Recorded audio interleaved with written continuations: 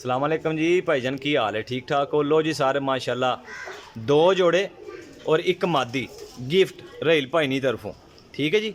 YouTube channel मेरा Ibrahim pigeon point subscribe कर लेना है। टिकटॉक आईडी मेरी जी रहील भाई के नाँ तो है, रहील भाई 333 के नाँ तो। ठीक है जी, उन्होंने फॉलो कर लेना है।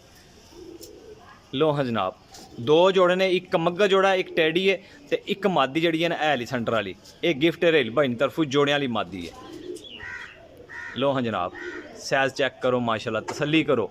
इंशाल्लाह जेड़ा भरा भी लेगा अल्लाह के हुक्म नाल याद करेगा। चीज़ां चंगियां ते क्लास वालियां ने। ठीक है जी, क्लास दियां चीज़ां, माड़ियां चीज़ां नहीं, आम चीज़ां भी नहीं हैन। रेट जेड़ा ना फाइनल ही होएगा। जेड़े भरा नहीं समझ चाहणगे वो भरा मेरे को रबता करके लै सकदा है। लोकेशन मेरी जेलम सराय आलमगीर कार्गो आल पाकिस्तान। नंबर मेरा 0307 15 39 639, कॉल एंड व्हाट्सअप। ठीक है जी, माशाल्लाह जी। ए वेखो कबूतर।